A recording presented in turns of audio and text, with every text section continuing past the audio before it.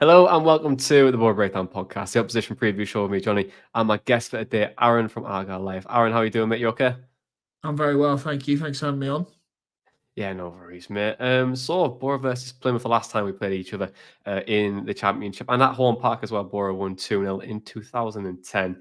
And, a lot's changed since, especially for Plymouth, too. It's been a bit of a journey Yeah. since we played in 2010. But I want you to take me back a little bit for like the last 5 or 6 years or maybe the last decade, because there's just been turmoil, change of ownership, or maybe it was change of ownership, maybe. But then also like the last 5 years in Simon Hallett's plan, that 5-year plan to get you back from League Two to the Championship. So let's bring us up to speed. What's been going on at Plymouth for like the last 5 to 6 years? It's been absolutely mad. Since we last played you, we went down that season, despite actually looking back at our squad, we shouldn't have. There was an awful lot of financial mismanagement, mainly around the World Cup bid. I don't know if you remember that. To bring the World Cup to England, we put a load of money into that from um, just trying to get the city involved in that, basically, and all of these grand plans of increasing our doubling the stadium capacity and all of these like mad plans. Financial mismanagement saw us sold um, to another group who ran us into the ground, put us into administration. So that's fun. We basically nearly dropped out of the Football League shortly after that. So the year after, the 11-12 season, stayed up by the skin of our teeth. The following season was even closer. We basically got to a final day game against Rochdale where we basically had to win. We had to win to stay up. We lost it 1-0, still managed to stay up due to Barnett's incompetence. They went down instead, thank God, because I don't think we'd have ever come back from the National League, to be honest. And then, like, since then, it's basically, bar like a couple of years in the middle, it's basically been like year-on-year improvement. So finished 10th the season after that, 7th after that, 5th after that. So our journey through League Two from administration and Peter Reid and Peter Risdale and like the biggest, some of the most random names in football coming in to save us, basically, got us out of that mess. We were bought out by James Brent, a local businessman and hotelier, who, bless him, didn't know anything about football, but that wasn't his job. That was he just came in and wanted to save the club. He knew how much it meant to the city and the fans, etc. But yeah, so more recently, after a few years after that, Simon Hallett joined the board, and Simon Hallett is an Argyle fan through and through. Made his money in America, I believe. He's got half British and half American ideologies about football. But he is the second coming of Christ in Plymouth, shall we say? He revealed this 5-year plan, like I want to say like 3 years ago. So we would I think we just finished 18th in League One, and he was like, "Yeah, we're gonna announce a 5-year plan to get back into the Championship." We were all a bit confused because we were like, "Okay, like we know that we've got like the ability to be a sleeping giant per se." But actually activating that seems to be a lot harder than it is. But it's basically just been year on year on year improvement, and good financial management, watching the pennies, and the pounds look after themselves, as you know. Some incredible business, incredible signings for dirt cheap. They've not all gone right, but 95% of them have, which is mad. We're very data driven now. There's improvements to the training ground, improvements to the ground itself. There's a new training facility that's been that we've ploughed several quid into. But yeah, Simon Hallett, he's just he's a very clever, prudent bloke who just loves the club. And I think he's been very honest in the fact that he can only take us so far, but he's also very keen to stress that we should be self-sufficient, and that's all part of the 5-year plan. We're back in the Championship now. The plan doesn't stop there. The plan is to become a stable Championship club over a number of years. So at the moment, it's working. Should we go down, then we're still on course because we can go back up within those 5 years. But yeah, it's all gone pretty well so far. Yeah, definitely. I think that development over like the last 5 years is being the last since 2010 has been an absolute roller coaster, right? And I feel like imagine just like not having a club. But I think that season where you said where Barnet went down, I think Edgar Davids was the manager of Barnet Yeah. at that point. That's just blows my mind that he was the manager of Barnet for one, but then two, like how close you were.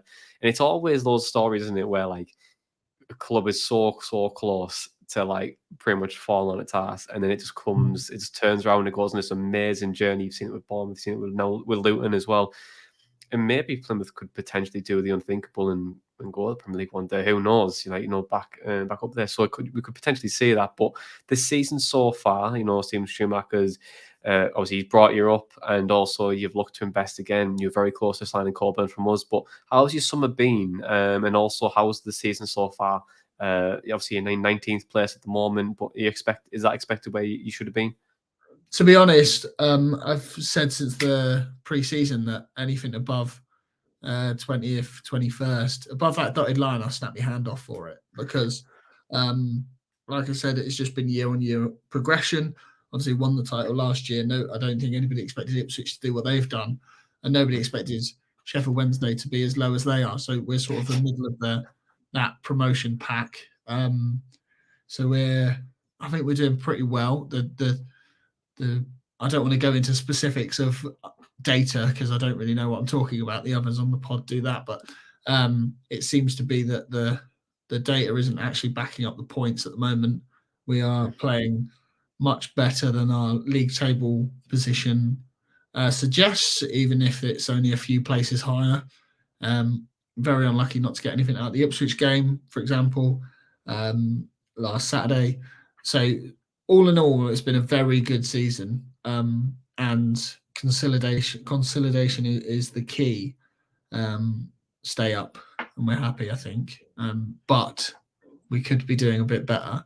As for summer signings, obviously we stole Morgan Whittaker for £1 million from Swansea as an absolute bargain. We stole Ballymumba for £1 million off Norwich. Not performing as well as Whittaker, but still class. So I'm not gonna talk him down. Who else did we bring in? Good question. Julio Pleguezuelo, a centre back who turned down European football with FC Twente to join us. Mad. Just even that sentence. Our first ever Spanish player. We've signed a couple of loanees who have been on the fringes and not really featured. And then the other one, really. Oh no, there's two more of note. Lewis Gibson, Everton signed him for a rumoured £6 million. We got him on a free in the summer. Absolute steal again. Whatever we're paying him isn't enough. He is class. If we go down, he will still be in the Championship. He's an absolutely phenomenal player. Very good with the ball at his feet, but also rock solid. Look out for him. And then the only other one of note is, Mustafa Bundu, who not that long ago was playing in the 11th tier of English football with Newquay AFC. He came over from Sierra Leone on from the Craig Bellamy Academy over there. Went to Hartbury College, played for Newquay, signed for Hereford in the 9th tier. Played with them, went to AFG Argus in Denmark, tore things up over there, signed for Anderlecht. Yeah, it's bad. I recognize the name. Yeah. Didn't do as well at Anderlecht by all accounts. And then went on loan to FC Andorra. And he's now at Plymouth Argyle. He scored on his full debut. He scored an absolute world-class free kick. Go and find that if you can. It's yeah, that's some career path. And he is, although he's likely to be crocked, he's likely not to be playing on Saturday. So all of that doesn't mean anything to you, I suppose. But summer signings has been good. I'd say a solid 7 or 8 out of 10 overall. Pretty happy. Yeah, just from what you're saying, like in the way that the answers that you're giving me, like you seem like you're just so happy with how Yeah. Plymouth are right now. Is that right? Yeah. I don't really do words. I don't do the talking on our podcast. I'm not really sure what I'm there for. I'm just a little excitable puppy, I suppose. But yeah, no, everything is brilliant. You can't, like we were saying, what was it 12 years ago? We nearly lost our club. To even have a club to support is absolutely amazing. But to be in a position that we are now, there's a lot of clubs that have been in the championship for a long time who don't really appreciate the position they're in. And my God, we're loving every second of it at the moment. Obviously, we'd have loved a few more wins and a few more points on the board, but it is what it is. We know that we are I don't want to say the poorest, but we have the smallest budget, if not the second smallest budget in the league. And to be performing the way we are is amazing. We're little Plymouth who everybody writes off most weeks, but not as patronising as that. They sort of appreciate our talents, but everybody backs a win against us, and to pull off a few, and like I said, stay up. I'm delighted. Yeah, absolutely. And I mean, that journey is just been amazing. I think you can just see it in your voice. You can see it and you can hear it, just like how happy you are and how that journey's just been an amazing one for you.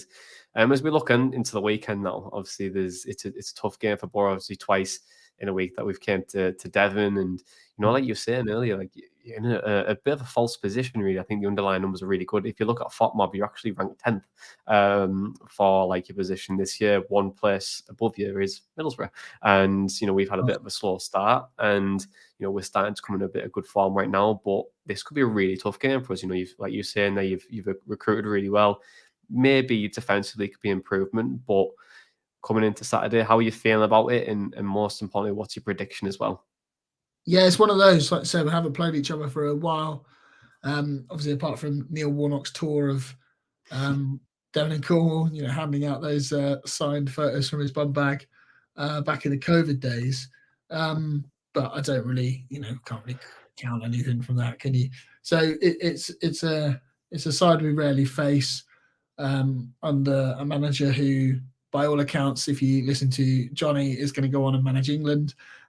So there's some talent there. You are absolutely flying.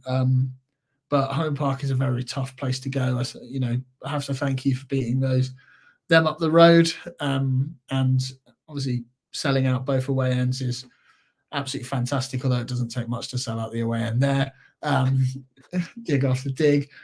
But how do I see Saturday going?